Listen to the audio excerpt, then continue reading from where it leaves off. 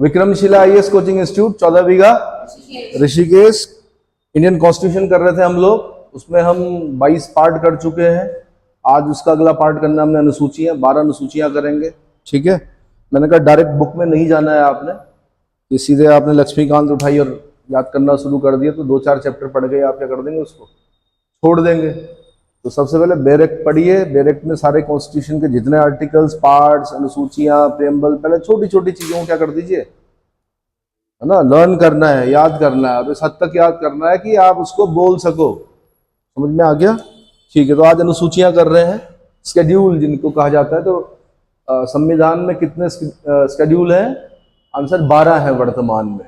लेकिन इसमें क्वेश्चन पूछता है कि जब संविधान बना था 26 जनवरी 1950 को, जब संविधान लागू हुआ, यानी कॉन्स्टिट्यूशन को लागू किया गया, उस समय कितनी अनुसूचियां थी? तो तब 8 अनुसूचियां थी खाली।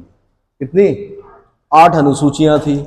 यानी मूल संविधान में 8 स्केड्यूल थे।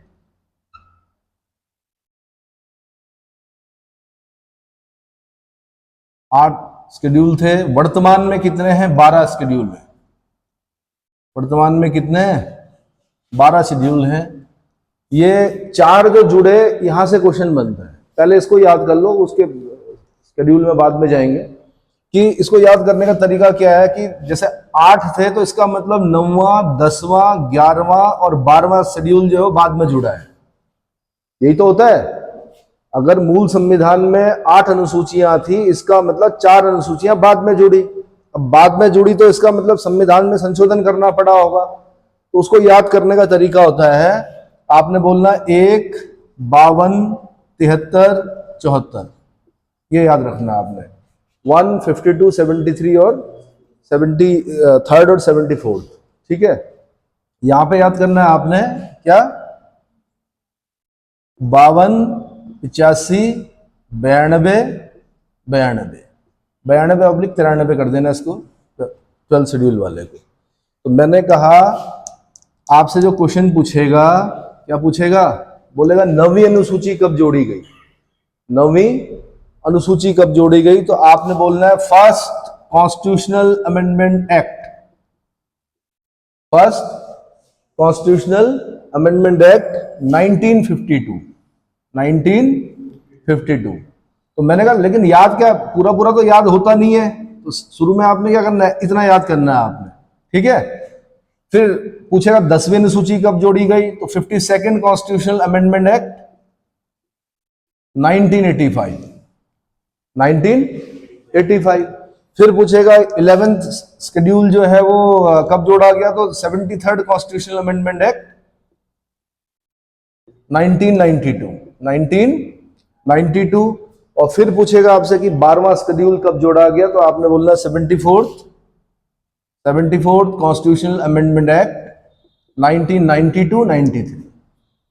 याद रहेगा क्या फॉर्मूला बना? 1, 52, 73, 74। ऐसे याद करना है, 1, 52, 73, 74। ये याद कर लो और साथ में याद कर लो, क्योंकि पता है कि सब 19 में चल रहे हैं, 1900 समथिंग में चल रहे हैं। तो याद कर लो 52, 85, 92 और 92/93। उम्मीद इतना समझ में आ गया होगा। साथ में ये भी पूछेगा कि 9वीं अनुसूची क्या है, 10वीं अनुसूची क्या है, 11वीं अनुसूची क्या है, 12वीं अनुसूची क्या है। तो उसको अब मैं पहले स्टार्टिंग से जब बताऊंगा तो वहां पे मैं बताऊंगा क्या क्या होती है। ठीक है, थोड़ा डिटेल में पढ़िएगा, काम आएगा आगे तक, मेंस तक। और यूपीएससी के अगर आप पेपर दे रहे हैं तो भाई डीप पढ़ना पड़ता है। तो समझ में आ गया?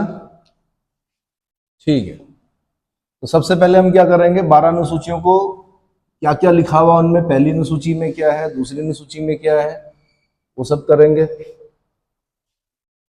तो सबसे पहले फर्स्ट शेड्यूल।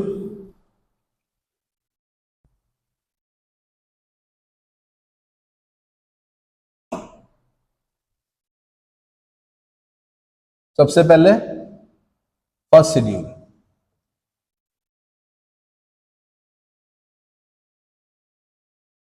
देखिए लिख के कीजिएगा, जो भी काम करेंगे ना, लिखना भी है। लिखना मतलब राइट मोर, read must, think most.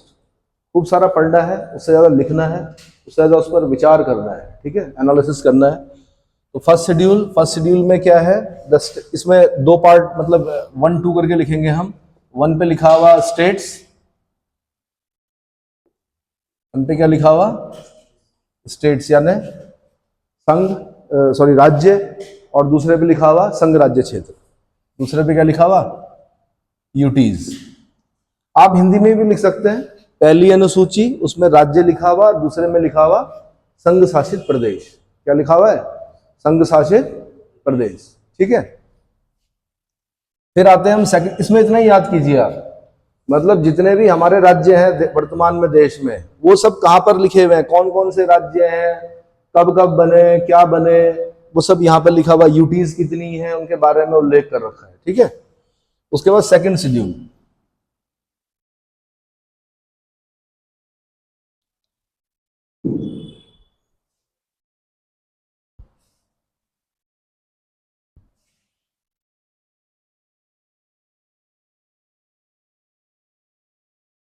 Second schedule में क्या लिखा हुआ, provision.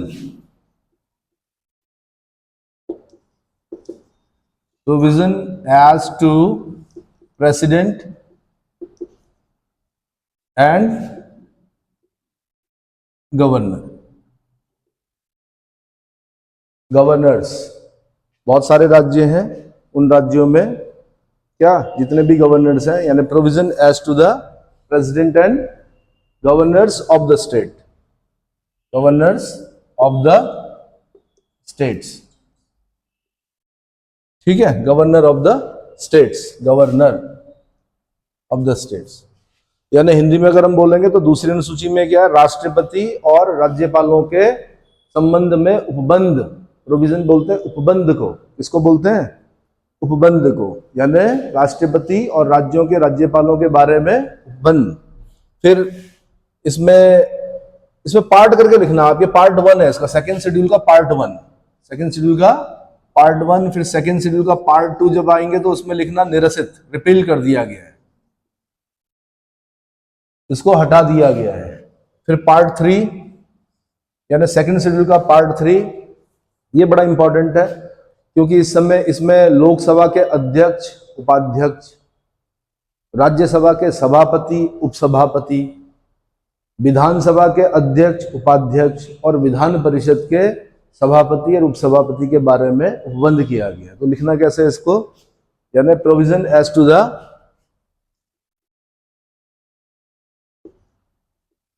Provision as to the speaker, speaker and deputy speaker, deputy speaker of house of the people, house of the people. House of the people को बोलते हैं लोकसभा। क्या बोलते हैं, लोकसभा। लिखने के लिए बहुत है इसलिए मैं थोड़ा राइटिंग तेजी में लिखा रहा हूं। ठीक है, तो provision as to the speaker and deputy speaker of the house of the people यानी Lok Sabha, and chairperson, chair person and deputy chairperson, deputy chairperson of council of state, council of states public, Rajya Sabha, Rajya Sabha again, and speaker and deputy speaker,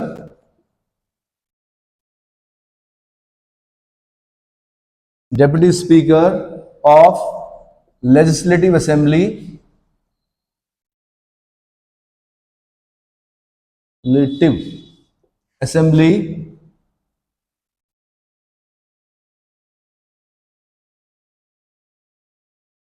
and legislative assembly बोलते हैं विधानसभा।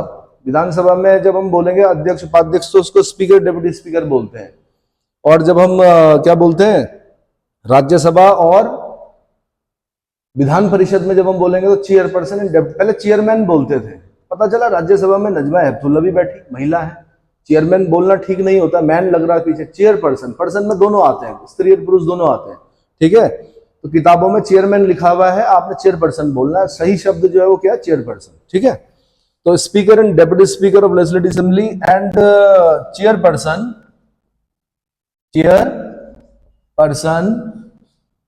And deputy chairperson and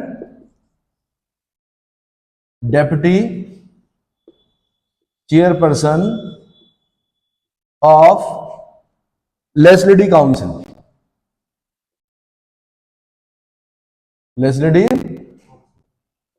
councils, यानी दूसरी अनुसूची के भाग 3 में इतने लोगों के बारे में लिखा हुआ है। कितने लोगों के बारे में? लोकसभा अध्यक्ष, उपाध्यक्ष, राज्यसभा का सभापति, उपसभापति, विधानसभा का अध्यक्ष, उपाध्यक्ष, विधान परिषद का सभापति और उपसभापति।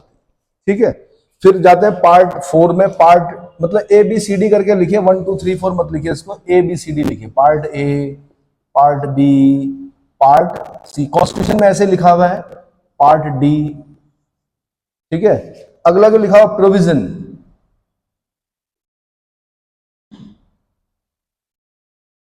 प्रोविजन एज टू द जजेस of Supreme Court, provision as to the जजेस ऑफ सुप्रीम कोर्ट। उसके बाद ई पे लिखना है आपने प्रोविजन, उपबंध, प्रोविजन मतलब उपबंध, यानी उच्चतम न्यायालय के न्यायाधीशों के बारे में उपबंध। उसके बाद ई पे लिखना है आपने, ये दिखाई दे रहा है, ठीक है, provision as to the comptroller and auditor general of India.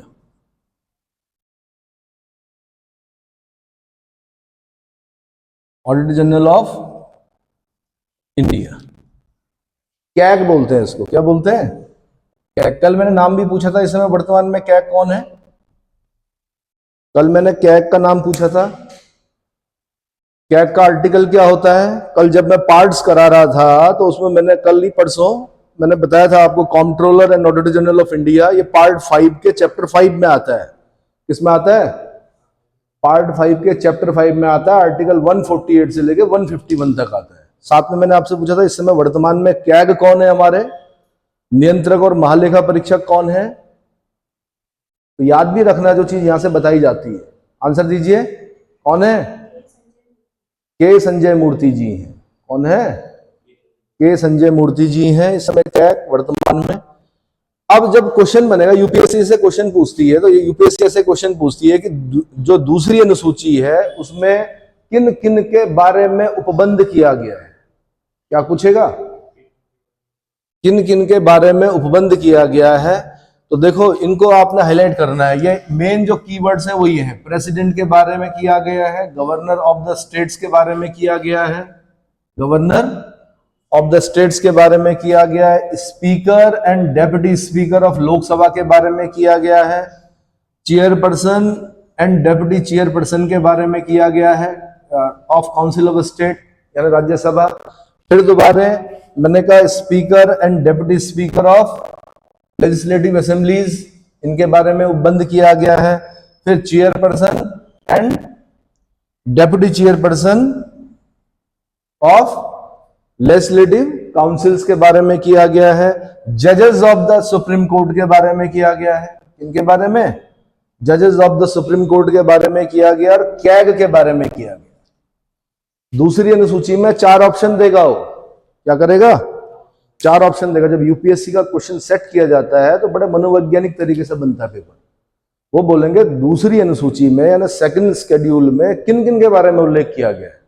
अब वो क्या करेगा? एक दे देगा राष्ट्रपति, एक दे देगा वो लोकसभा अध्यक्ष, एक दे देगा वो क्या कैग, और एक दे देगा अटॉर्नी जनरल। क्या देगा? Attorney general. अब अटॉर्नी जनरल का कहीं उल्लेख है यहां पर? नहीं है। आंसर अटॉर्नी जनरल को बाहर करना आपने। ऊपर के जो 3 है वो सही है। अटॉर्नी जनरल क्या होता है? आर्टिकल अटॉर्नी जनरल का महान्यायवादी बोलते हैं जिसको, प्रथम विधिक अधिकारी होता है।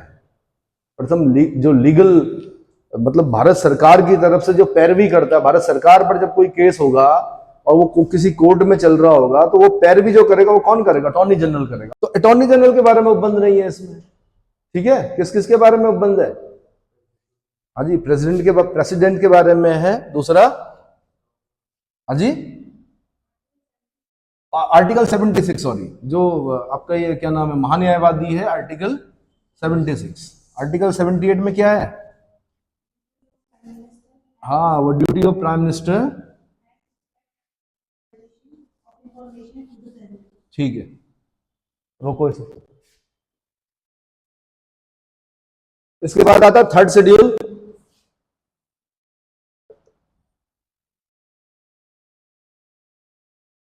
थर्ड शेड्यूल में क्या है? बड़ी इंपॉर्टेंट अनुसूची। थर्ड शेड्यूल में oath and affirmation, oaths and affirmation.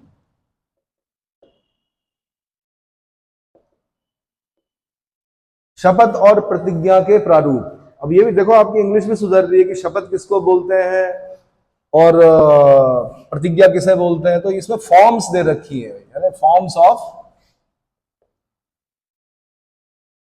Oath and affirmation, यानी शपथ और प्रतिज्ञा के प्रारूप। शपथ और प्रतिज्ञा, शपथ और, वैसे तो प्रतिज्ञान लिखा होता है यहां पर, प्रतिज्ञान के प्रारूप, शपथ और प्रतिज्ञा के प्रारूप। कितना समझ में आ गया? जितने भी सांसद हैं, जितने भी विधायक हैं, वो सब पहले क्या करेंगे? शपथ लेते हैं, प्रतिज्ञा करते हैं, ठीक है। और वो प्रारूप, मतलब जो बोलते हैं, आपने देखा होगा, माना कोई सांसद बन गया तो राष्ट्रपति जब शपथ दिलाते हैं, माना कैबिनेट मंत्री कोई बना है, तो वो राष्ट्रपति इधर से बोलते हैं मैं, और उधर से फिर जो मंत्री होगा वो बोलेगा मैं, फिर अपना नाम लेगा, ईश्वर की शपथ लेकर प्रतिज्ञा करता हूं, बोलता है ना। या आपके राज्य में अगर कोई जब चुनाव होते हैं, उसके बाद रिजल्ट होते हैं, तो राज्यपाल जब क्या करा रहे होते हैं? शपथ दिला रहे होते हैं। वो सब शपथ के प्रतिज्ञा और प्रारूप, शपथ और प्रतिज्ञा के प्रारूप का है तीसरी अनुसूची में। किसमें? तीसरी अनुसूची में। यह ध्यान रखना, राष्ट्रपति का नहीं है इसमें। राष्ट्रपति की जो शपथ है, हाँ जी बालिके, राष्ट्रपति और उपराष्ट्रपति दोनों की शपथ के आर्टिकल बताओ। ये आर्टिकल में दे रखे हैं, आर्टिकल 60 में है, और उपराष्ट्रपति की आर्टिकल 69 में है। किसमें है? तो ये इनकी शपथ के प्रतिज्ञा, मतलब इनकी जो राष्ट्रपति और उपराष्ट्रपति है, इनके नहीं दे रखे इसमें, क्योंकि इनके अलग आर्टिकल है, 60 और क्या, उपराष्ट्रपति के 69, ठीक है। और भी कई क्वेश्चन बनते हैं इससे, वो डिटेल में जब हम कर रहे होंगे तब बताऊंगा कि तीसरी अनुसूची में किस किस की शपथ दे रखी है। तीसरी अनुसूची में ऐसे कौन से दो अधिकारी हैं जिनकी शपथ एक जैसी है, यानी कौन से दो लोग ऐसे हैं जिनकी शपथ एक जैसी है ना। ये भी क्वेश्चन बना, यूपीएससी ने निकाला यहां से क्वेश्चन। तो चीफ जस्टिस ऑफ इंडिया और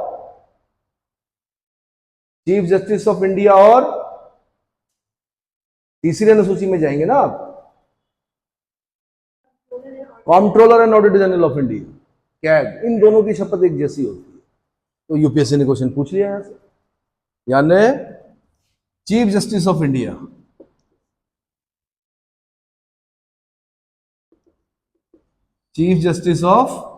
India, and CAG, comptroller and auditor general of India, इन दोनों की जो ओथ होती है वो क्या होती है? एक जैसी होती है। कितना समझ में आ गया? ठीक है। उसके बाद आता है फोर्थ शेड्यूल में,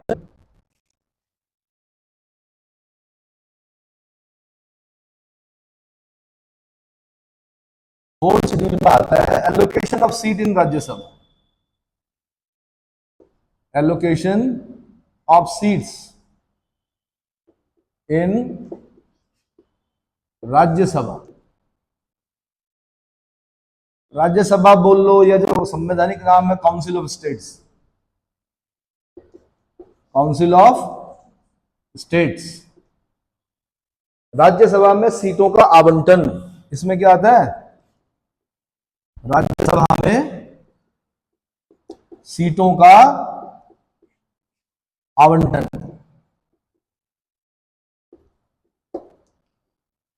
किस राज्य से कितने लोग राज्यसभा में बैठेंगे?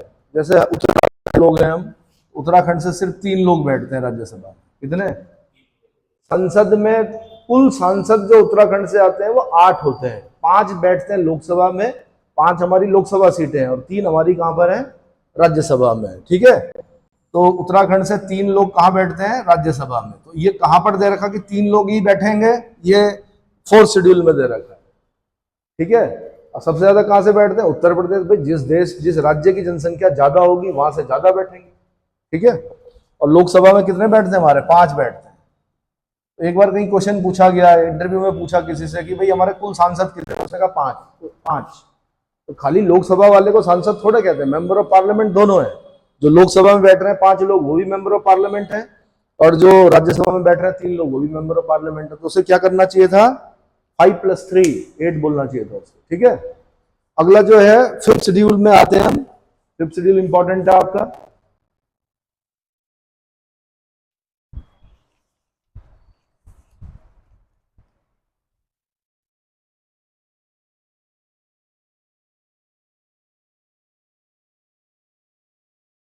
ये बड़ा इंपॉर्टेंट है। आजकल आप सुन रहे होंगे उत्तराखंड में मांग उठ रही है कि 5th शेड्यूल लाई है, यहाँ 5th शेड्यूल में रखिए उत्तराखंड को, है ना?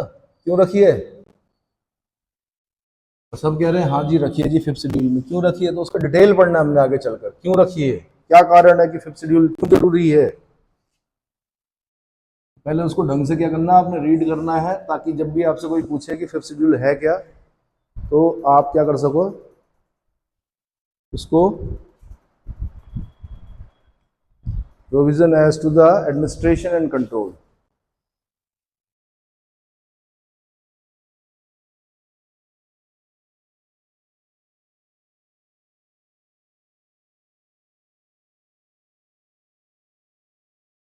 To the administration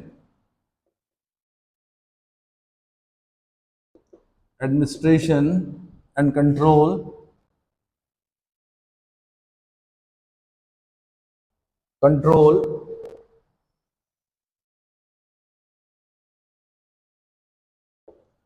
of scheduled areas and scheduled tribes।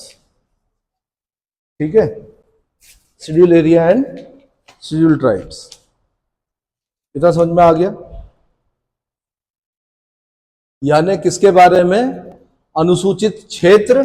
ये शेड्यूल एरिया बोलते हैं किसको? अनुसूचित क्षेत्र। और शेड्यूल ट्राइब्स जो होगी अनुसूचित जनजातियों के प्रशासन और नियंत्रण के बारे में उपबंध। जो 5वीं अनुसूची है वो क्या कहती है कि अनुसूचित क्षेत्र, अनुसूचित, शेड्यूल्ड हो गए। जो अनुसूचित का मतलब क्या होता है? जिनको अनुसूचित कर दिया गया, सूची में स्थान दे दिया गया। भाई ये वाला एरिया कैसा है, उसको अलग से क्या कर दिया गया? स्थान दिया गया सूची में। तो अनुसूचित क्षेत्र, अनुसूचित क्षेत्र और अनुसूचित अनुसूचित जनजातियों, जनजातियों के प्रशासन और नियंत्रण के बारे में उपबंध। नियंत्रण के बारे में क्या? उपबंध किया गया है। किसमें? 5th शेड्यूल में। इसके फिर पार्ट आते हैं।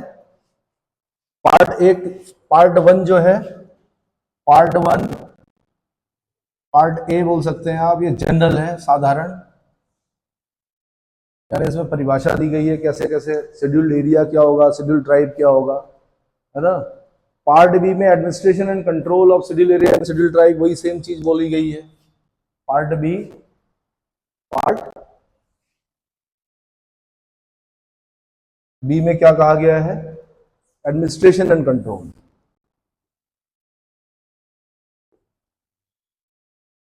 Administration and administration and control of schedule areas and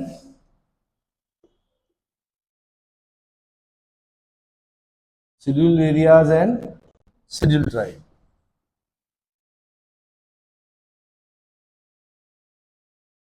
इतना समझ में आ गया। Part C, part C, part C में शेड्यूल एरियाज के बारे में बताया गया है।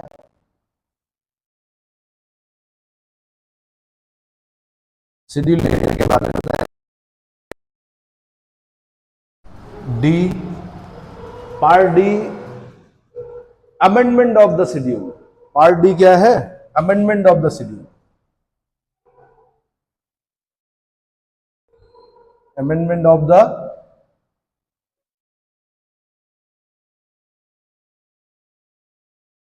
अब यूपीएससी ने कहां से क्वेश्चन पूछा? इतना बड़ा फिफ्थ शेड्यूल है, उसने क्या क्वेश्चन पूछा? उसने यहां से पूछा कि अमेंडमेंट ऑफ द शेड्यूल कहां पर दिया गया है।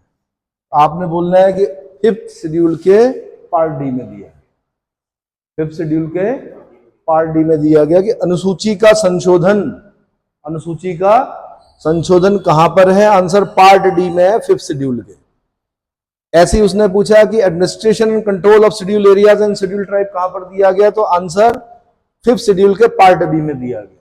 किसमें दिया गया है? फिफ्थ शेड्यूल के पार्ट बी में दिया गया। इतना समझ में आ गया। इसके बाद हमने करना है क्या?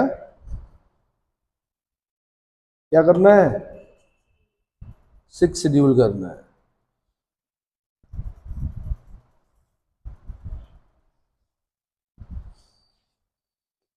सिक्स शेड्यूल में क्या है?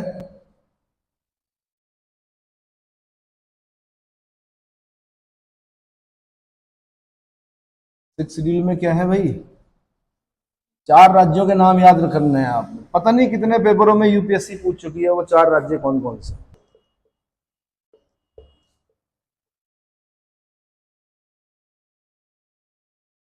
Provision as to the administration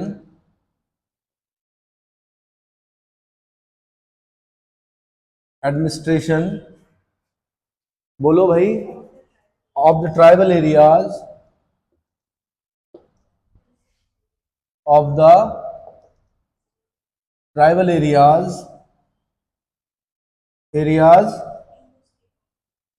in the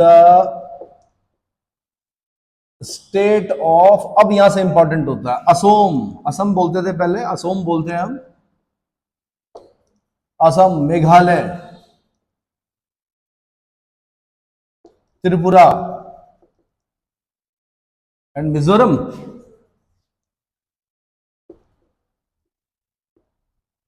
ये चार राज्य याद करने हैं आपने। असोम, मेघालय, त्रिपुरा, मिजोरम। यहां से यूपीएससी ने क्वेश्चन पूछा कि सिक्स शेड्यूल में ये चार राज्य कौन कौन से? असोम, मेघालय, त्रिपुरा और मिजोरम। ये समझ में आ गया? ठीक है। सातवीं अनुसूची बड़ी इंपॉर्टेंट, वेरी वेरी इंपॉर्टेंट। इसको मैं ऊपर से ही, स्पेस चाहिए मुझे इसके लिए, क्योंकि इसको थोड़ा सा डिटेल में कराऊंगा मैं। सेवन शेड्यूल कौन सा?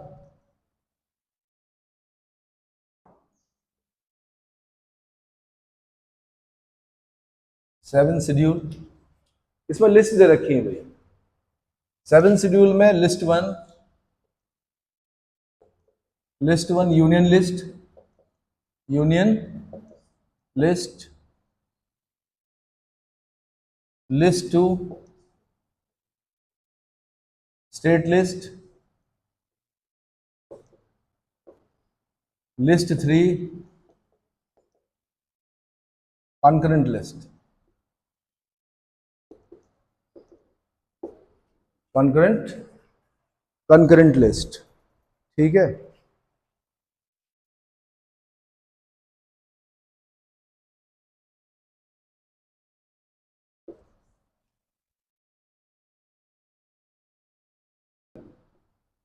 तो लेकिन 7, 6, 13 और 7, 20 ज्यादा हो रहा है भाई, ये तो गड़बड़ हो रहा है। रोको।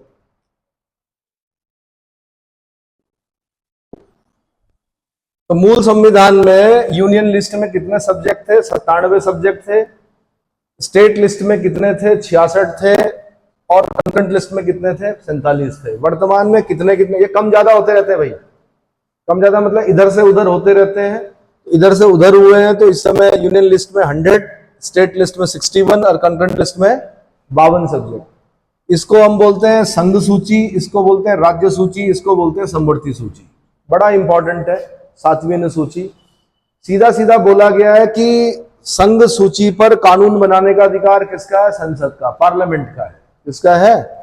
यानी इन 100 विषयों पर ये प्रविष्टियां भी याद करनी पड़ती हैं कई बार, कि प्रविष्टि मतलब नंबर, इस नंबर पे ये लिखा हो। जैसे भाई आप घर का सामान लाते हो, आप लिखते हो ना उसमें कि जी घी लाना है ना, जीरा लाना है, हल्दी लानी है, जीरा क्या क्या क्या बोलते हैं, चावल लाने हैं, आटा लाना है, तो उसमें तो याद नहीं करते आप। लेकिन यहाँ संविधान की विशेषता दिक्कत यह है कि यूपीएससी कुछ भी पूछ सकती है। तो कई बार प्रविष्टि पूछी है उसने, जैसे उसने शिक्षा पर पूछी है कि शिक्षा किस विषय, किस लिस्ट का विषय था, प्रविष्टि संख्या क्या थी। वर्तमान में शिक्षा जो है, एजुकेशन जो है, वो किस लिस्ट में है, उसकी प्रविष्टि संख्या क्या है। प्रविष्टि मतलब नंबर क्या, किस नंबर पे था और किस नंबर पर है। ये भी आपको मोटी मोटी चीजें, सबका नंबर याद नहीं रखना है, लेकिन कुछ कुछ विशेष चीजों का नंबर याद रखना है आपको। इतना समझ में आ गया। अब मैंने कहा कि संघ सूची, इस पर कानून बनाने का अधिकार किसका? पार्लियामेंट का है। किसका है भाई? संघ सूची पर कानून बनाने का अधिकार संसद का है। राज्य सूची पर कानून बनाने का अधिकार विधानमंडल का है। यानी हिंदी में लिख देता हूं, संघ सूची पर कानून बनाने का अधिकार किसका है? संसद का है। राज्य सूची पर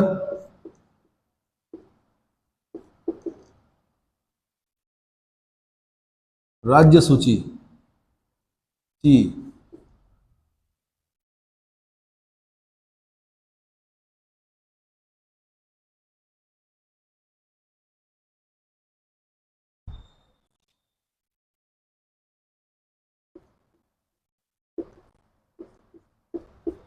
विधानमंडल का है। राज्य सूची पर किसका है? विधानमंडल का है। समवर्ती सूची पर, समवर्ती सूची पर और विधानमंडल दोनों को है अलग।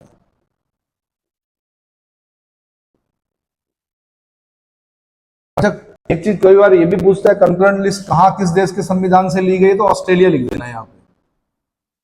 क्या लिखना है आपने? 1901 में बना था इसका संविधान। किसका? ऑस्ट्रेलिया का। ऑस्ट्रेलिया का संविधान कब बना था भाई? 1901 में। तो कंकरेंट लिस्ट है ना, समवर्ती सूची कहां से ले रखी है हमने? ऑस्ट्रेलिया के संविधान से ले रखी। अब यहां पर क्वेश्चन पूछेगा वो कि संघ सूची पर कानून बनाने का अधिकार किसका? संसद का। राज्य सूची पर कानून बनाने का अधिकार किसका? हाँ जी, विधानमंडल का। समवर्ती सूची पर कानून बनाने का अधिकार किसका? संसद भी बना सकती है, विधानमंडल भी बना सकती है। लेकिन अगर विधानमंडल द्वारा बनाया गया कानून संसद द्वारा बनाए गए कानून से टकराता है, दोनों आपस में क्या होते हैं, दोनों ने बना दिए कानून, तो चलेगी संसद द्वारा बनाए गए कानून। तब कौन करेगा? मेन जो होगा वो क्या होगा? संसद द्वारा बनाया गया कानून ही क्या होगा? मान्य होगा। इतना समझ में आ गया? ठीक। अब ठीक है भाई, संसद को अधिकार दे दिया यूनियन लिस्ट पर, और क्या स्टेट लिस्ट पर दे दिया विधानमंडल को, और समवर्ती सूची पर दे दिया दोनों। तो दो तीन चीजें ध्यान रखने वाली चीजें। माना कि हमने स्टेट लिस्ट पर कानून बनाने का अधिकार संविधान ने किसको दिया? विधानमंडल को। पर क्या कुछ ऐसी परिस्थितियां हैं जिस पर कि संसद राज्य सूची के विषयों पर कानून बनाए? वैसे इसको यहाँ पे नहीं बताना चाहिए, केंद्र राज्य संबंध में बताना चाहिए, पर अभी से आर्टिकल याद कर लो। केंद्र राज्य संबंध, जब सेंट्रल स्टेट रिलेशन याद कर रहे होंगे आप, और खासकर केंद्र राज्य विधायी संबंध याद कर रहे होंगे, सेंट्रल स्टेट लेजिस्लेटिव रिलेशन याद कर रहे होंगे, वहां पर ये आर्टिकल इंपॉर्टेंट लगेंगे आपको। मैंने कहा कि राज्य सूची पर कानून बनाने का अधिकार किसको है? राज्य सूची पर कानून बनाने का अधिकार किसको है? राज्यों के विधानमंडल को है। किसको है? राज्यों के विधानमंडल को है। लेकिन क्या संसद राज्य सूची के विषयों पर कानून बना सकती है? हाँ जी, बना सकती है। 249 एक तो याद करना आपने, आर्टिकल 249 ये कहता है कि अगर राज्यसभा अपने उपस्थित और मतदान करने वाले सदस्यों के, क्या बोलती है? राज्यसभा, कौन भाई? राज्यसभा अपने उपस्थित और मतदान करने वाले सदस्यों के 2/3 बहुमत से, 2/3 बहुमत से यह प्रस्ताव पारित कर दे कि राज्य सूची का ये वाला विषय कोई भी छाती है, वो बोलती है कि राज्य सूची का कोई विषय है राष्ट्र महत्व का है,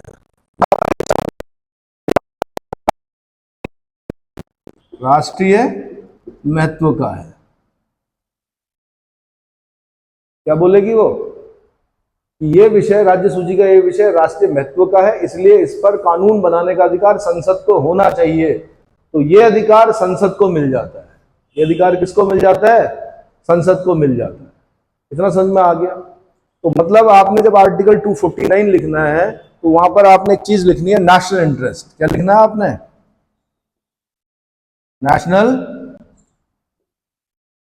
नेशनल इंटरेस्ट।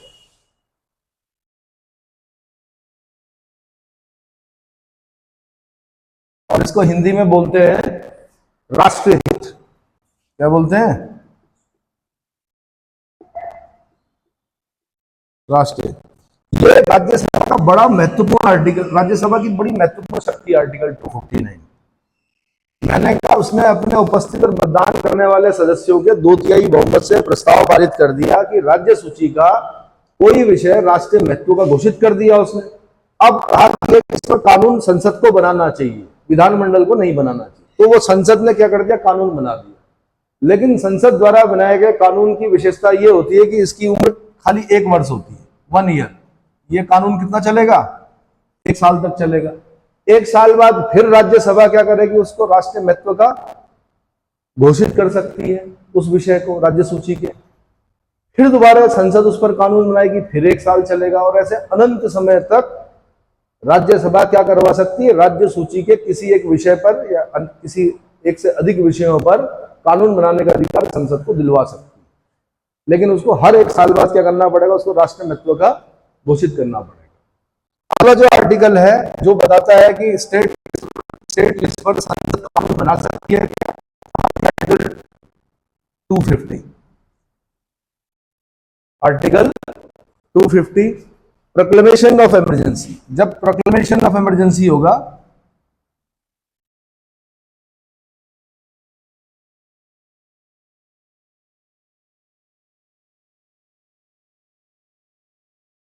ऑफ इमरजेंसी का मतलब होता है आपात की उद्घोषणा। क्या होता है? जब राष्ट्रपति ने आपात की उद्घोषणा कर दी,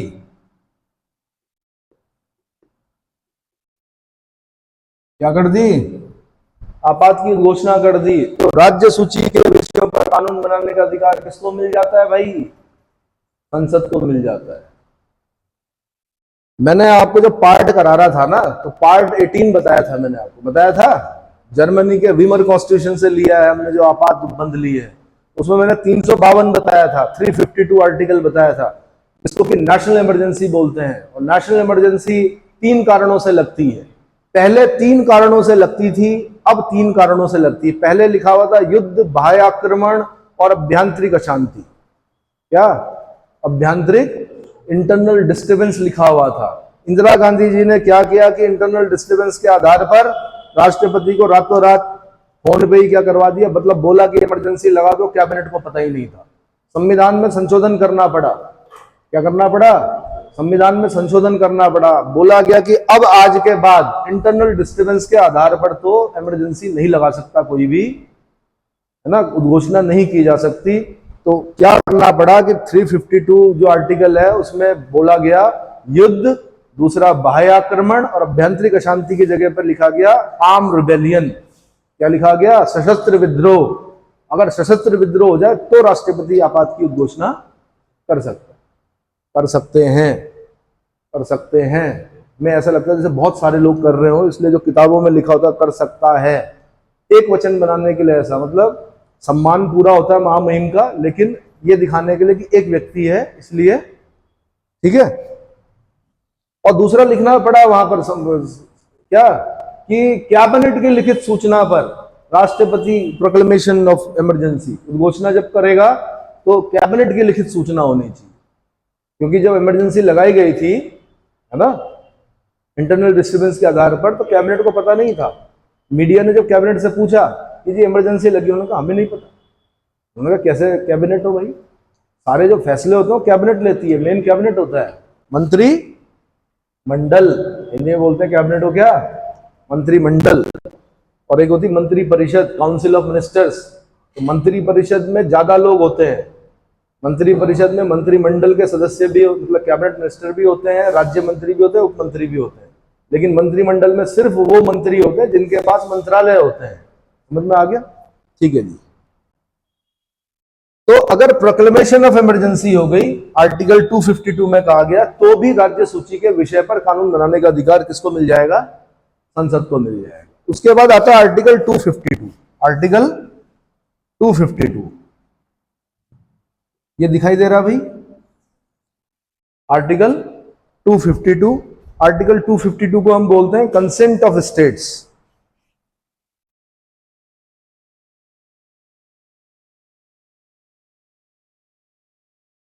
कंसेंट ऑफ स्टेट्स, दो या दो से अधिक राज्यों की सहमति अगर होती है और वो आग्रह करते हैं किससे? संसद से, कि भाई राज्य सूची के इस विषय पर हमारे लिए आप कानून बना दो, तो क्या हो सकता है? राज्य सूची के उस विषय पर संसद उन राज्यों के अनुरोध पर उनके लिए कानून बना सकती है। और ऐसा हुआ है पहले। 5 राज्य थे। 5 राज्य कौन कौन से थे? वो महाराष्ट्र था, मध्य प्रदेश, उड़ीसा, पंजाब और उत्तर प्रदेश। इन्होंने कहा संपदा शुल्क के विषय में, संपदा शुल्क जो विषय था वो स्टेट लिस्ट का था, उन्होंने कहा संपदा शुल्क के विषय में आप हमारे लिए कानून बनाइए, तो संसद ने उनके लिए क्या कर दिया? कानून बना दिया। 252, यहां पर ये याद रखना आप। अगला आर्टिकल है 253। अगला आर्टिकल क्या है? 253। आर्टिकल 253 जो है वो international treaty and agreement, international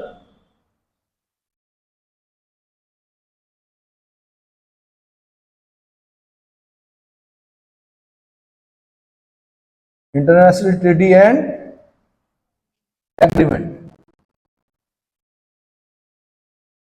इसको बोलते हैं अंतरराष्ट्रीय संधि और करार। अंतरराष्ट्रीय संधि और करार के कार्यान्वयन यानी इंप्लीमेंटेशन के लिए क्या कर सकते हैं? राज्य सूची के उस विषय पर कानून बनाने का अधिकार किसको मिल जाता है? किसको मिल जाता है? संसद को मिल जाता है। और ये बात जो लिखी हुई है, ये यूनियन लिस्ट के जो मैंने 100 सब्जेक्ट बताए ना, 100 सब्जेक्ट बताए, उसमें जो प्रविष्टि संख्या क्या 14 है, 14th नंबर पर, 14th नंबर पर ये लिखा हुआ है। क्या लिखा हुआ है? कि भैया अगर किसी देश के साथ हमारी कोई संधि हो गई, हमारा कोई करार हो गया, तो उसका इंप्लीमेंटेशन, उसको इंप्लीमेंट करने के लिए राज्यों से पूछा नहीं जाएगा। तब राज्य ये नहीं बोलेगा नहीं जी हम नहीं मान रहे। भाई मेमोरेंडम साइन हो गया, महामहिम राष्ट्रपति का हस्ताक्षर हो चुके हैं, उस पर ट्रीटी हो चुकी है किसी देश के साथ हमारी, तो कोई राज्य नहीं बोल सकता नहीं जी मैं नहीं मान रहा। राज्यों से नहीं पूछा जाता। तो मैंने कहा इंटरनेशनल ट्रीटी एंड एग्रीमेंट के लिए राज्यों से नहीं पूछा जाएगा, और उस विषय, स्टेट लिस्ट के उस विषय पर अगर वो विषय आ रहा होगा तो उस विषय पर कानून बनाने का अधिकार किसको मिल जाएगा? संसद को मिल जाएगा। इतना समझ में आ गया? दूसरा आर्टिकल 356, आर्टिकल 356 ये मैंने बताया था आपको, राष्ट्रपति शासन बोलते हैं इसको, प्रेसिडेंट रूल बोलते हैं, स्टेट इमरजेंसी बोलते हैं। तो जब स्टेट इमरजेंसी लगती है, राष्ट्रपति शासन लगता है, तो राज्य सूची के विषयों पर कानून लाने का अधिकार किसको मिल जाता है? संसद को मिल जाता है। किसको मिल जाता है? संसद को मिल जाता है, यानी failure of the constitutional machinery in states, failure of the constitutional machinery in the state, यानी किसी राज्य का शासन संवैधानिक तरीकों से नहीं चलाया जा रहा है। अब ये दो तरह से लगता है भाई, आर्टिकल 356 ये पता है, या तो वहां पर बहुमत प्रभावित हो जाए, मैंने कहा जैसे उत्तराखंड का उदाहरण दे रहा हूं मैं कि कितनी 70 सीटें हैं, माना 30 30 और 10, 30 30 और 10, ठीक है। अब सरकार बनाने के लिए 36 लोग चाहिए, यहां पर कितने चाहिए, 36 लोग चाहिए। अब क्या हुआ कि 10 लोगों ने समर्थन दे दिया, माना 3 पार्टियां लेके चल रहा हूं मैं, अब ये आपकी इच्छा है कि किस पार्टी को कितना वोट दे रहे हो आप, ठीक है। अब क्या हुआ कि 10 लोगों ने समर्थन दे दिया, 40 लोग हो गए, 40 लोगों ने अपनी सरकार बनाई, सरकार चलाई, 6 महीने बाद 10 लोगों ने समर्थन वापस ले लिया, उन्होंने कहा हम आपको नहीं दे, दूसरे को दे दी, दूसरे ने भी चलाई 6 महीने, फिर वापस 10 ने कहा अब ना तो मैं इधर ना उधर, क्योंकि राजधानी गैरसैंण तो तुम ले जा नहीं रहे हो, तो हम अब समर्थन देते ही नहीं तुम। तो क्या हो गया, संवैधानिक तंत्र विफल हो गया। क्या हो गया, ऐसी स्थिति में राज्यपाल राष्ट्रपति को बताएंगे, कौन बताएंगे, राज्यपाल राष्ट्रपति को बताएंगे कि महामहिम यहां पर संवैधानिक तंत्र जो है विफल हो चुका है, आप राष्ट्रपति शासन लगा दीजिए। दूसरा तरीका होता है राष्ट्रपति शासन लगने का, दूसरा जो तरीका कारण होता है वो होता है कि केंद्र ने राज्य को कुछ निर्देश दिए, केंद्र ने क्या किए, राज्यों को निर्देश दिए और राज्य उन निर्देशों का पालन करने में असमर्थ रहा। तो अब कौन बताएगा, मंत्रिमंडल राष्ट्रपति को बताएगा, प्रधानमंत्री सहित मंत्रिमंडल कैबिनेट बताएगा राष्ट्रपति को कि महामहिम वहां पर संवैधानिक तंत्र क्या हो चुका है, विफल हो चुका है, वहां पर राष्ट्रपति शासन लगाएंगे। हाँ जी, ऐसा भी हो, उसका डिटेल में राष्ट्रपति शासन में बताऊंगा, अभी हल्का हल्का इतना जान लीजिए। तो ये 356 में भी जब राष्ट्रपति शासन लगता है तो राज्य सूची के विषयों पर कानून बनाने का अधिकार किसको मिल जाता है, संसद को मिल जाता है। एक और आर्टिकल आता है 246(4), 246 आर्टिकल 246(4), आर्टिकल 246(4) में कहा गया है कि जितने भी अवशिष्ट राज्य क्षेत्र हैं, अवशिष्ट राज्य क्षेत्र का मतलब ये होता है कि एक ऐसा क्षेत्र जो किसी राज्य में नहीं पड़ रहा है, ना यूटी में पड़ रहा है, ना राज्यों में पड़ रहा है, एक अलग सा क्षेत्र, वैसे तो ऐसा संभव नहीं है, पर माना अगर संभव है तो उसके संबंध में भी राज्य सूची के विषय पर कानून कौन बनाएगी, संसद बनाएगी। इसलिए ये आर्टिकल याद कर लीजिए, केंद्र राज्य संबंध में आपके काम आने वाले हैं। इतना समझ में आ गया। इसके बाद हम आ रहे हैं अनुसूची 8 में, बहुत बहुत इंपॉर्टेंट अनुसूची है। अनुसूची 8 में भाषाएं बताई गई है। क्या बताई गई है, भाषाएं बताई गई हैं, मान्यता प्राप्त जो भाषाएं संविधान की वो बताई गई, और बहुत इंपॉर्टेंट होती है, क्वेश्चन बनते हैं वहां से, वनडे एग्जाम से लेकर आईएएस तक।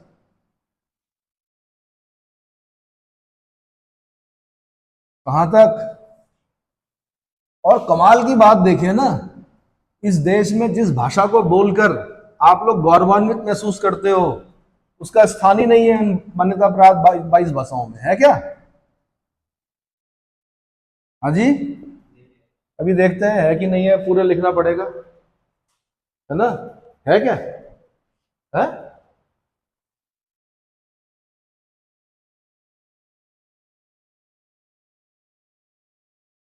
8वीं अनुसूची,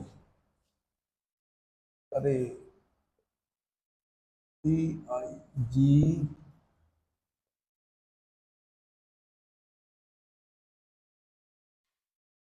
अरे हिंदी की बात नहीं कर रहा है, हिंदी को बोल के कौन गौरवान्वित महसूस कर रहा है, मैं इंग्लिश की बात कर रहा हूं भाई। तो फिर इसका मतलब आपके अंदर, आप राष्ट्रवादी हो, आप हिंदी बोल के गौरवान्वित महसूस कर रहे हो, कौन कर रहा है आजकल के जमाने में, है ना? जबकि हिंदी राष्ट्रभाषा होनी चाहिए, लेकिन हिंदी को बोल के कोई गौरवान्वित हो ही नहीं रहा है। कोई 2 शब्द इंग्लिश के बोल रहा है, वही पढ़ा लिखा है, हिंदी में कोई कितना भी बोल दे, है ना। मातृभाषा 8th शेड्यूल, इसमें क्या है, भाषाएं, लैंग्वेजेस, यानी भाषाएं।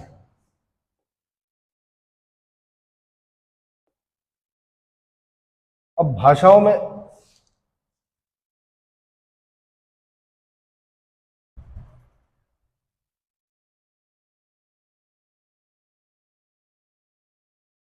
22 मान्यता प्राप्त भाषाएं हैं, कितनी?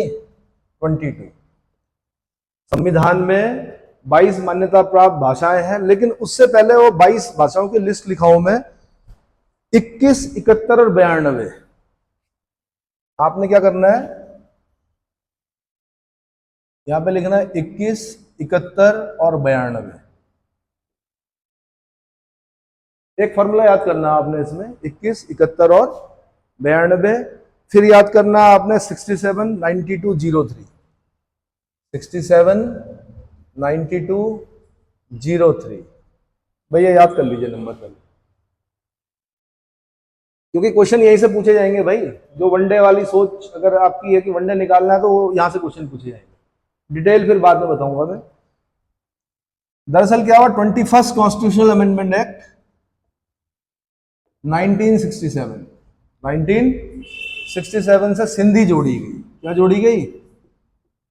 ये भी बता दूं आपको, सिंध प्रांत जो है पाकिस्तान में है, बिना सिंध के हिंद नहीं वैसे तो। अभी सिंध को है ना अखंड भारत, ठीक है। सिंधी जोड़ी गई क्योंकि वहां से जब गदर हुई 47 में, जब गदर हुई तो वहां से लोग आए सिंध प्रांत से, जो हिंदू लोग थे वो सब छोड़ के क्या आए, अपने बड़ी बड़ी कोठियां, बड़ी बड़े जागीरें छोड़ के आ गए, सोना चांदी सब छोड़ के आ गए, जान बचा कर आए किस तरह से। तो भाई उनकी भावनाओं को ध्यान में रखते हुए सिंधी को हमने क्या किया, 21वें संविधान संशोधन 1967 से मान्यता प्राप्त, जो संविधान की मान्यता प्राप्त भाषाएं हैं उसमें हमने उसको स्थान दिया। 71वां 71st कॉन्स्टिट्यूशनल अमेंडमेंट एक्ट 1992 के द्वारा हमने कोंकणी, मणिपुरी और नेपाली ये 3 भाषाओं को क्या किया, स्थान दिया। नेपाल के साथ बेटी रोटी का संबंध है हमारा। नेपाल के साथ क्या है, बेटी रोटी का संबंध है। एकमात्र हिंदू राष्ट्र था नेपाल कभी, लेकिन क्या हुआ कि राजतंत्र था, मोनार्की था वहां पर। बाद में क्या हुआ, वहां पर कम्युनिस्ट विचारधारा आई। कम्युनिस्ट विचारधारा में जो मेन नेता थे वो पुष्प कुमार दहल प्रचंड थे। फिर वहां पर लोकतंत्र बहाल हुआ। फिर नए प्रधानमंत्री जो बने, वो पहले प्रधानमंत्री, नए लोकतंत्र जब स्थापित हुआ तो पुष्प कुमार दहल प्रचंड ही वहां के क्या बने, प्रधानमंत्री बने। बड़ी अस्थिरता से भी आई नेपाल में, कई बार चेंज होते रहे राष्ट्रपति, प्रधानमंत्री, है ना।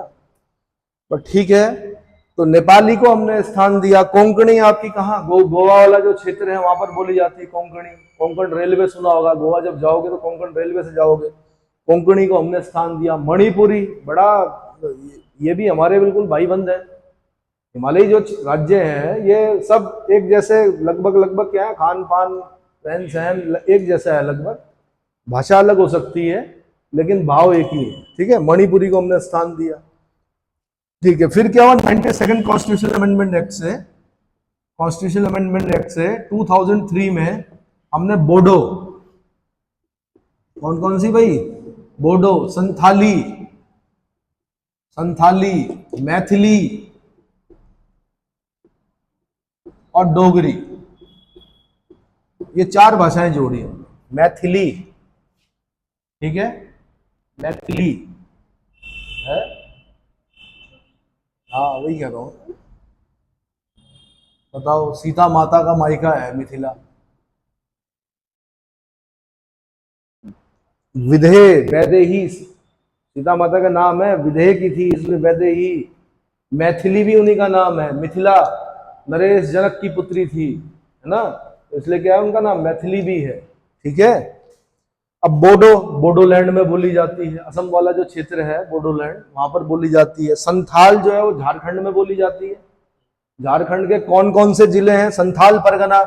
किसी जमाने में अंग्रेजों के समय में इन्होंने अंग्रेजों की नाक में दम कर दिया था। सिद्धू और कानू नेता थे इनके। संथाल विद्रोह, बड़ा भयानक विद्रोह था भाई, है ना। अंग्रेजों तक के नाकों चने चबा दिए इन्होंने, सिद्धू कानू ने। तो संथाल परगना घोषित करना पड़ा अंग्रेजों को। तो ये अब अगर झारखंड में हम जाएंगे तो संथाल परगना में कौन कौन से जिले आते हैं, बोलो। हाँ जी, दुमका, देवघर का नाम सुने हो? हाँ जी, 12 ज्योतिर्लिंगों में से एक है देवघर में। और दुमका, देवघर और गोंडा, गोंडा और है साहिबगंज, साहिबगंज, जामताड़ा। ये तो इस पे सीरीज देखी होगी आपने, जामताड़ा, ताड़ा, जामताड़ा। यहाँ पे तो बड़ा खतरनाक वो होता है कि भाई जितने भी आपके ये मोबाइल में फोन आते हैं ना कि फ्रॉड कॉल्स जो आती हैं, या जामताड़ा पे वेब सीरीज बनी। और पा पाकुद, पाकुर, पाकुड़, ठीक। ये इतने जिले हैं, ये संथाल परगना है ये पूरा, ठीक है, इसको भी ध्यान रखना। मैथिली, मिथिला, मिथिला नरेश जनक, बड़े विद्वान, ठीक है। कौन कौन से जिले आते हैं मैथिली वाला? दरभंगा, बिहार में पड़ता भैया है दरभंगा। यहाँ के लोग अयोध्या वालों से लड़की नहीं देते हैं। मिथिला के लोग अयोध्या से अगर रिश्ता आ गया, वो चार्टर्ड अकाउंटेंट हो, वो आईएएस हो, कुछ भी हो, राष्ट्रपति हो, जाओ रामायण पढ़ो। क्यों क्यों क्यों देंगे? एक लड़की दी थी उन्होंने, सीता माता, हमेशा दुखी रही, कभी वनवास, कभी क्या क्या हुआ बाद में? जी आरोप लगा दिया अयोध्या वालों ने, फिर क्या करना पड़ा? परित्याग हुआ, 2 बच्चे हुए, वो भी क्या हुए? महर्षि के आश्रम में हुए। क्यों देंगे? इसलिए नहीं देते हैं। दरभंगा, हाँ जी बोलो। मिथिला, आगे। मधुबनी चित्रकला के लिए फेमस है भाई ये, आईएएस का क्वेश्चन है, मधुबनी चित्रकला कहाँ की है? और समस्तीपुर, और सहरसा, और है सुपौल, हाँ सुपौल, और मधेपुरा, लालू जी की सीट। जब तक रहेगा समोसे में आलू, तब तक बिहार में रहेगा लालू, है ना। चलो जी, और मधेपुरा, और सीतामढ़ी, सीतामढ़ी, और बेगूसराय, और खगड़िया, खगड़िया, हाँ पूर्णिया के नवाब ने क्या कर दिया, सुना होगा इतिहास में आपने। ये सब क्षेत्र जो पढ़ते हैं, मिथिला वाले क्षेत्र पढ़ते हैं, ठीक है, थोड़ा पता होना चाहिए। जब कोई किसी से पूछो, कोई बिहार से कोई व्यक्ति है, पूछना उनसे कहाँ से हो, बोलेगा मधेपुरा से, अरे मिथिला से हो, है ना, अच्छा लगेगा उसे। और डोगरी आपको पता ही है, डोगरा रेजिमेंट सुनी होगी आपने, जम्मू वाला जो क्षेत्र है आपका, जम्मू कश्मीर वाला क्षेत्र, वहाँ पे डोगरी बोली जाती है ना। बड़े अच्छे सिंगर हैं उसमें, देखे होंगे आपने, पूछो वाले, क्या नाम है उनका? जैसे हमारे यहाँ नरेंद्र सिंह नेगी हैं, वैसे ही डोगरी में जो गाना गाते हैं सबसे बड़े सिंगर कौन है? बड़ा फेमस गाना है उनका, यंग लड़का है बिल्कुल, मूंछों में, बड़ा सुंदर गाना गाता है। ठीक है, तो बोडो, संथाली, मैथिली, डोगरी, क्लियर हो गया? ठीक है, एक तो ये याद करना भाई। एक मुझे पूरी लिस्ट बता दो 22 भाषाओं की कौन कौन सी है। हाँ जी, इन्होंने चलो असमिया, असमिया मैं शॉर्ट में लिख रहा हूँ, ए लिख रहा हूँ, आगे बंगाली, गुजराती, हिंदी, देवनागरी लिपि है हिंदी की, है ना, ठीक है, आगे कन्नड़, कर्नाटक में बोली जाती है, कश्मीरी,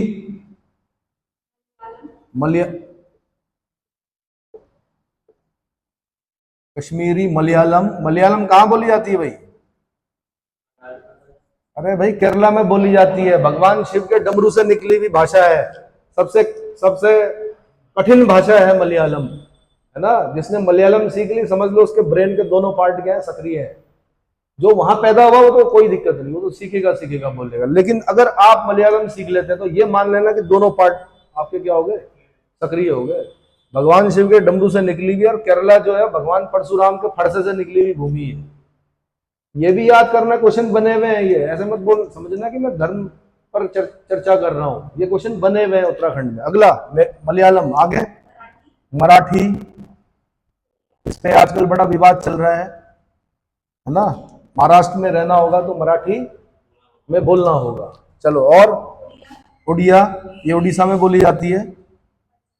पंजाबी, गुरुमुखी लिपि है इसकी। पंजाबी की लिपि क्या है? गुरुमुखी। गुरुओं की भाषा है पंजाबी। जो गुरु अंगद देव है उन्होंने गुरुमुखी लिपि बनाई। उन्होंने क्या बनाई? गुरुमुखी लिपि बनाई। तो जो इसकी लिपि है पंजाबी की, वो गुरुओं की भाषा है। दूसरे सिख गुरु जो थे गुरु अंगद देव, उन्होंने इसकी लिपि बनाई। अगला, संस्कृत। ये आपको होना चाहिए। भाषा, दूसरी राजभाषा, दूसरी राजभाषा जो है वो संस्कृत है। क्या है? मतलब दूसरी मान्यता प्राप्त, दूसरी मान्यता प्राप्त भाषा जो है यहाँ पर, एक तो हिंदी है, दूसरी संस्कृत है। गढ़वाली और कुमाऊनी के लिए भाषा का दर्जा दिए जाने पर चर्चा चल रही है, लेकिन भाषा तब होती है जब जिसकी एक लिपि होती है। अब क्योंकि गढ़वाली और कुमाऊनी की लिपि देवनागरी है, इसलिए उसको भाषा का दर्जा नहीं दिया जा रहा है। उसको भाषा का दर्जा, भाषा उसी को बोलेंगे जिसकी लिपि हो। अब क्योंकि हमारी जो भाषा है, जो बोली, ये इनको बोली में रखा जाता है, कुमाऊनी और गढ़वाली। ठीक है, चलिए आगे। संस्कृत, देव भाषा। अगला, आपको सिंधी। 21वें संविधान संशोधन अधिनियम 1967 से सिंधी को जोड़ा गया। अगला, तमिल। तमिलनाडु में बोली जाती है। तेलुगु, ये तेलुगु कहाँ बोली जाती है भाई? ये आंध्र प्रदेश, तेलंगाना में बोली जाती है तेलुगु। इस पर आपने सुना होगा, तेलुगु भाषा का जो सबसे मतलब जो हम ये पढ़ते हैं ना, विजयनगर साम्राज्य जब हम पढ़ते हैं, वहां पे कृष्णदेव राय बड़े प्रतापी राजा हुए, उन्होंने अमुक्त माल्यदा एक किताब लिखी। क्या लिखी? अमुक्त माल्यदा, तेलुगु भाषा में लिखी। किसमें लिखी? तेलुगु भाषा में लिखी। इतना समझ में आ गया? तो कुछ ये भी पता होना चाहिए कि अमुक्त माल्यदा किस भाषा में है, तेलुगु में है। ऐसे कहीं पर कन्नड़ आया था, उसमें कवि थे, बड़े नाम था पौन, है ना। चलो जी, तेलुगु के बाद उर्दू। इसको मुसलमानों की भाषा बोला जाता है, लेकिन ये दरअसल कैंप लैंग्वेज है। क्या है? जवान हिंद भी बोलते हैं इसको, रेखता बोलते हैं इसको। क्या बोलते हैं? रेखता। ठीक है, मुस्लिम लोग आए, टर्क आए, मुस्लिम आए, अरबी आए, जो भी आए, निकली तो वहीं से है, लेकिन जन्म उर्दू का यहां पर हुआ। कैंप लैंग्वेज, सैनिकों के द्वारा, सैनिकों को एक तहजीब वाली जो भाषा दी गई, वो कौन सी थी? उर्दू थी। अलिफ बे पे ते टे ते से सीन सीन स्वाद ज्वाद तोय जो एन, जैसे आप अ आ ई पढ़ते हो वैसे पढ़ना पड़ता है उसमें उर्दू। उसकी भी अपनी लिपि है, उल्टी लिखी जाती है, दाएं से बाएं लिखी जाती है उर्दू। उर्दू का अखबार आप ऐसे नहीं पढ़ोगे, ऐसे पढ़ोगे। पता है? ठीक है। तो उर्दू, उर्दू को भी रखा गया है, क्या बोलते हैं इसको? रेखता। जवान हिंदवी, इसके दो महान जो हुए हैं, एक गालिब हुए और एक मीर हुए। क्योंकि गालिब और मीर को पढ़ना तो पता चलेगा आपको। चलो आगे, कोंकणी।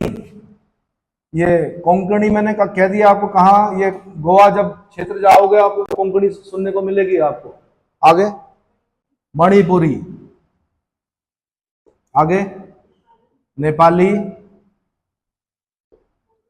बोडो, बोडोलैंड में बोली जाती है। आगे, डोगरी। नाम नहीं बताया भैया आपने उस सिंगर का। संथाली, मैथिली।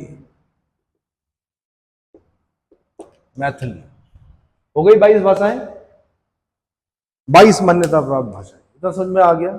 उसके बाद आते हैं हम किसमें? 8 शेड्यूल हो गया, अब आते हैं 9 में। टाइम बता दीजिए हाँ जी।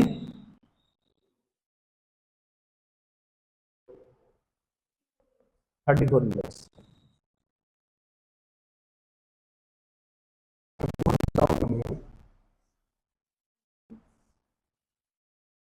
रोक दो।